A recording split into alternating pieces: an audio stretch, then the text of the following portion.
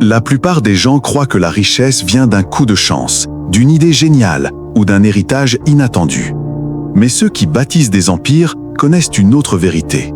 La richesse commence par 90 jours de discipline implacable.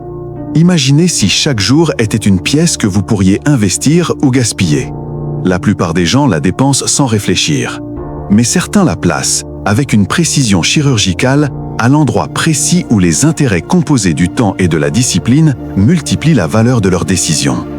À un moment donné, j'ai moi aussi fait partie de ce groupe, occupé, fatigué, et avec le sentiment que le succès était un langage que je ne comprenais pas. Jusqu'à ce que je trouve une règle oubliée dans un vieux carnet de Napoléon Hill. Elle ne promettait ni miracle ni richesse instantanée.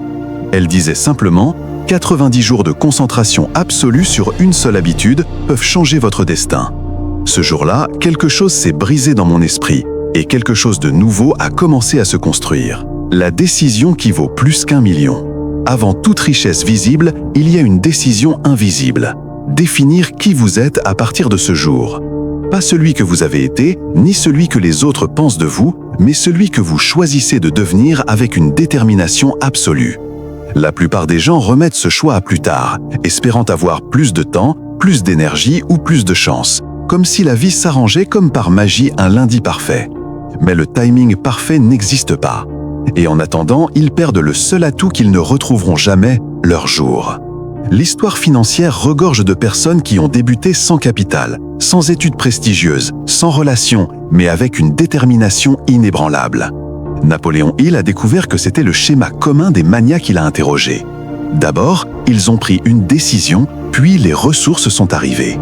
Selon la Banque mondiale, plus de 60% des millionnaires d'aujourd'hui sont de la première génération, ce qui signifie qu'ils ont bâti leur fortune de toutes pièces. Ils n'ont pas hérité de richesse, ils ont seulement hérité d'une conviction profonde, que leur vie pourrait changer s'ils changeaient les premiers. Et cette décision silencieuse, sans témoin, sans applaudissements, vaut plus d'1 million de dollars. Car sans elle, aucun plan financier, aussi parfait soit-il, ne peut être maintenu. L'argent est un multiplicateur. Il multiplie ce que vous êtes. Si vous êtes indécis, il multipliera votre indécision. Si vous êtes discipliné, il multipliera votre discipline. Alors, le premier investissement que vous devriez faire, c'est en vous-même. Ce n'est pas du capital, c'est de l'identité. Écrivez dans les commentaires « Je décide de mon avenir aujourd'hui » pour sceller cet engagement avec vous-même. La carte que la plupart des personnes ne dessinent jamais. Un navire sans carte peut naviguer toute sa vie sans atteindre le moindre port. La plupart des gens font exactement cela avec leur argent. Ils travaillent, dépensent, remboursent leurs dettes, mais ne tracent jamais de cap clair. Napoléon Hill a lancé cet avertissement il y a plus d'1 siècle. 98% des gens ne définissent jamais d'objectifs financiers écrits. Ils vivent en mode réactif, éteignant les incendies, poursuivant les urgences et confondent mouvement et progrès. Le FMI estime que 7 adultes sur 10 n'ont pas de plan financier sur 5 ans. Et selon la Banque interaméricaine de développement, ceux qui n'ont pas d'objectif écrit ont 3 fois moins de chances d'atteindre l'indépendance financière avant 50 ans. La règle est simple et efficace. 1. Définissez combien vous souhaitez gagner. 2. Sur quelle période. 3. Et que ferez-vous de cet argent? Par exemple, je souhaite accumuler 100 000 $ au cours des 5 prochaines années pour investir dans des actifs générant un rendement annuel de 8%. Cette affirmation transforme un désir vague en objectif mesurable. Et lorsque vous l'écrivez, votre esprit commence à chercher des pistes plutôt que des excuses. Parce que l'argent fuit la confusion et court vers la clarté. L'habitude qui reprogramme votre esprit. Les hommes les plus riches interrogés par Napoléon Hill avaient un rituel presque identique. Ils répétaient leurs résolutions financières à voix haute, avec émotion, 2 fois par jour. Cela peut paraître anodin, mais ça ne l'est pas. C'est de la neuroprogrammation intentionnelle. En verbalisant votre objectif avec émotion et conviction, vous activez le système d'activation réticulaire, un réseau neuronal qui agit comme un filtre d'information, déterminant ce qui mérite votre attention consciente et ce qui ne l'est pas. En déclarant votre résolution quotidiennement, vous réécrivez le code de ce que votre esprit considère comme important. Et lorsque cela se produit, vous commencez à voir des opportunités là où vous ne voyez auparavant que des obstacles. Vous voyez un partenaire potentiel là où vous ne voyez auparavant qu'un inconnu. Vous voyez un modèle économique là où vous ne voyez auparavant qu'un hobby. Vous voyez un investissement potentiel là où vous ne voyez auparavant qu'une dépense. La science confirme ce pouvoir. Des études de l'université Harvard indiquent que ceux qui se fixent des objectifs clairs et les visualisent régulièrement ont jusqu'à 10 fois plus de chances de les atteindre que ceux qui ne le font pas. Et en matière de finances personnelles, la différence est encore plus frappante. Selon la Banque mondiale, les personnes qui pratiquent quotidiennement des affirmations positives parviennent à économiser jusqu'à 30% de plus en moyenne que celles qui n'ont aucune habitude de concentration mentale. Votre esprit est comme un employé qui travaille dans l'ombre.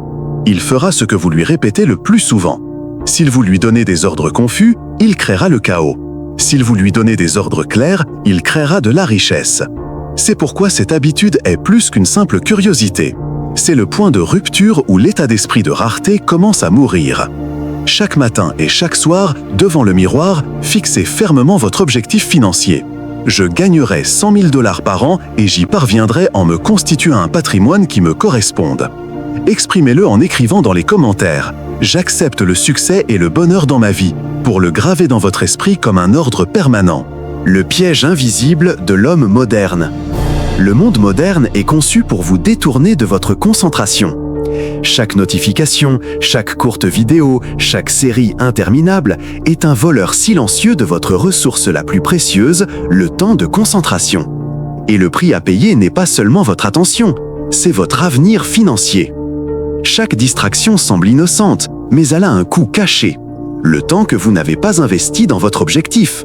Ce temps ne s'accumule pas dans votre patrimoine, il s'évapore. Selon le Pew Research Center, un adulte moyen passe plus de 3 heures par jour sur les réseaux sociaux. Cela représente plus de 1000 heures par an. Si vous consacrez ne serait-ce que la moitié de ces heures à acquérir des compétences rentables comme la programmation, la finance, le marketing ou l'investissement, vous pourriez augmenter vos revenus annuels de 20 000 à 50 000 $ selon les données LinkedIn sur les salaires liés aux compétences numériques. Mais au lieu de se constituer un patrimoine, la personne moyenne finit épuisée, occupée toute la journée sans rien créer de durable. Parce que l'épuisement professionnel ne vient pas de l'effort, mais de la distraction. Sans concentration, votre énergie se disperse en 1000 morceaux. Avec concentration, elle devient une force cumulative. Et c'est cette différence qui distingue ceux qui avancent de ceux qui restent occupés. Votre plus grand acte de rébellion financière aujourd'hui est donc le suivant.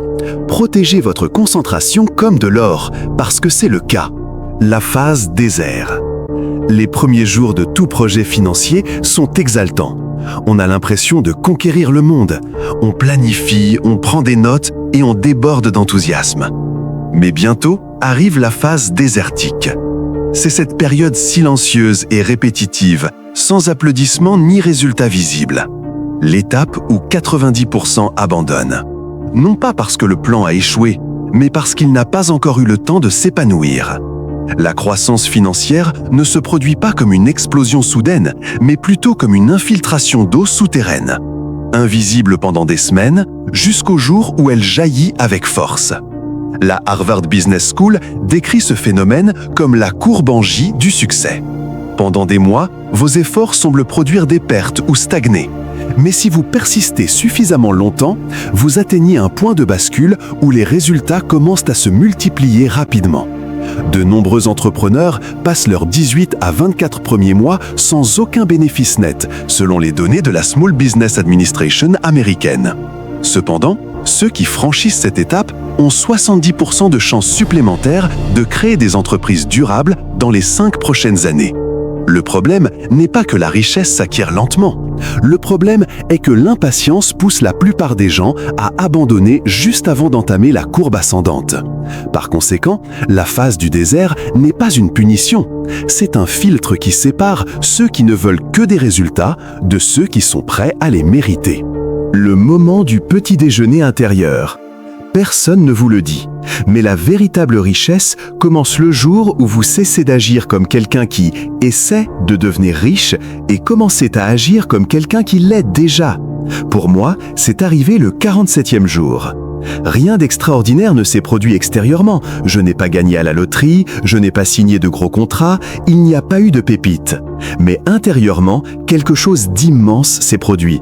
J'ai arrêté de douter. Je ne tentais plus ma chance. Je construisais un patrimoine comme une tâche inévitable et non négociable. Et ce changement d'identité a été le véritable gain, car l'argent suit l'identité, pas le désir. Ce n'est pas seulement une question de motivation, c'est de la psychologie financière. L'université de Stanford a démontré que les croyances identitaires influencent directement la performance financière personnelle. Dans une étude, les personnes se considérant comme des investisseurs responsables ont augmenté leur taux d'épargne de 58% en seulement 6 semaines, sans constater de changement dans leurs revenus. Lorsque votre identité change, vos décisions changent automatiquement. Vous cessez de dépenser pour impressionner et commencez à investir pour bâtir. Vous cessez de courir après l'argent facile et commencez à créer des actifs durables. Vous cessez de rechercher la validation et commencez à rechercher la liberté. L'instant de la percée intérieure n'est pas célébré par des applaudissements, mais dès cet instant, la richesse commence à vous chercher. La science de la cohérence. Il y a un fait fondamental et puissant que vous devriez garder à l'esprit. Une étude de l'University College London a révélé qu'il faut en moyenne 66 jours de répétition continue pour qu'une nouvelle habitude devienne automatique. C'est-à-dire qu'elle passe d'une simple demande de volonté à une exécution quasi automatique. Mais il y a un point encore plus décisif. À partir du 90e jour, cette habitude cesse d'être une simple action et devient partie intégrante de votre identité. Vous n'êtes plus quelqu'un qui essaie d'épargner, vous êtes un épargnant. Vous n'êtes plus quelqu'un qui essaie d'investir, vous êtes un investisseur. Ce changement d'identité est le véritable objectif. Cela explique pourquoi la plupart des gens s'arrêtent à mi-chemin. Ils confondent discipline et motivation. La motivation est une émotion passagère. La discipline, quant à elle, est simplement une constance soutenue jusqu'à ce que la discipline ne soit plus nécessaire. Si vous n'économisiez que 10 $ par jour, cela vous paraîtrait insignifiant. Mais dans 90 jours, ce serait 900 $. Et dans un an, plus de 3600 $. De quoi investir dans un fonds indiciel qui, selon Morningstar, pourrait générer un rendement annuel composé moyen de 8%. Cette petite habitude, répétée discrètement, transforme votre patrimoine sans même que vous vous en rendiez compte. C'est ainsi que fonctionne la constance, silencieuse, ennuyeuse, mais imparable. Pas besoin d'une volonté infinie. Il suffit de tenir assez longtemps pour que cette volonté ne soit plus nécessaire. Écrivez dans les commentaires « Rien ne m'arrête, tout me motive » pour sceller votre engagement envers la constance. L'effet domino sur vos finances. Lorsque votre esprit se concentre, vos finances réagissent. L'argent cesse d'être un fouillis chaotique qui va et vient et commence à se comporter comme une armée disciplinée qui obéit à vos ordres. C'est ce qui m'est arrivé lorsque j'ai adopté un état d'esprit financier clair. J'ai commencé à rejeter les dépenses impulsives sans me sentir privé. J'ai négocié de meilleurs prix car je ne recherchais plus la gratification immédiate mais la rentabilité.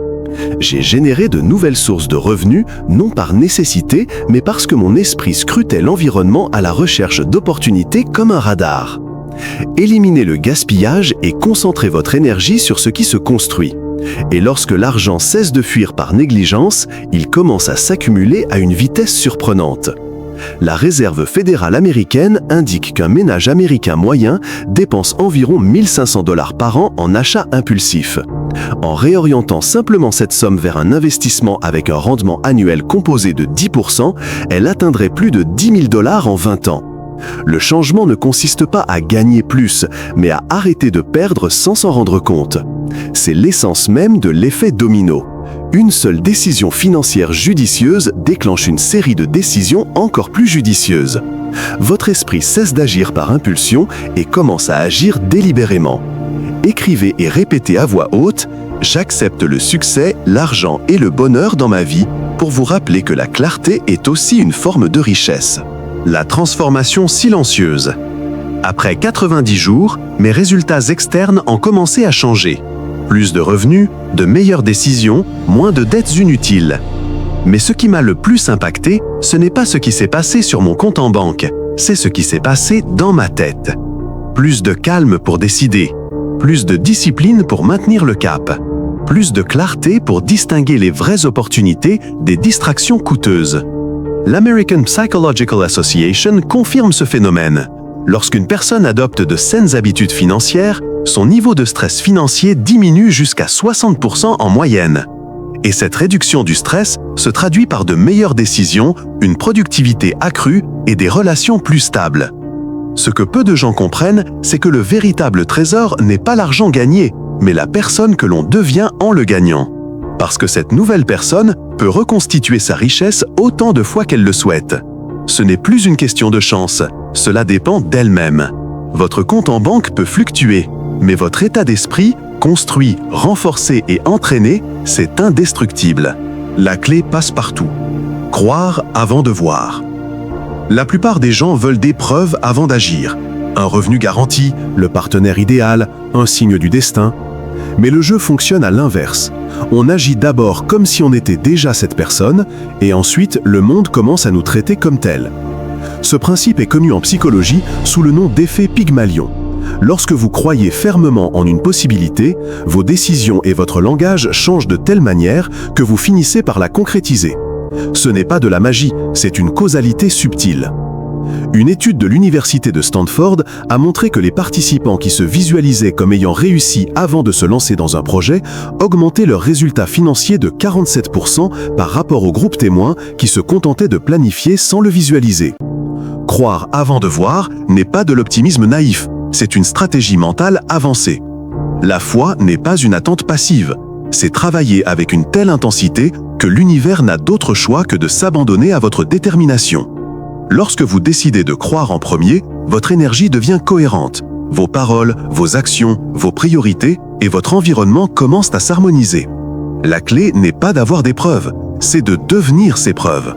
Écrivez dans les commentaires « Je crois en ma nouvelle identité » pour conclure ce voyage et vous rappeler que votre transformation commence par votre foi et non par vos chiffres. Si vous maintenez une seule habitude pendant 90 jours, vous découvrirez quelque chose que personne ne pourra vous enlever. La certitude que vous pouvez transformer n'importe quel domaine de votre vie. Ce ne sera pas facile. Il y aura des jours sombres, des doutes et des tentations d'abandonner. Mais si vous persévérez, de l'autre côté, il n'y aura pas seulement plus d'argent. Vous verrez une nouvelle version de vous-même, plus forte, plus libre, plus maîtresse de votre destin. Si cela vous a interpellé, c'est que vous êtes prêt pour le prochain message. Abonnez-vous et rejoignez-moi dans ce voyage. Parce que le monde n'a pas besoin de personnes motivées, il a besoin de personnes déterminées.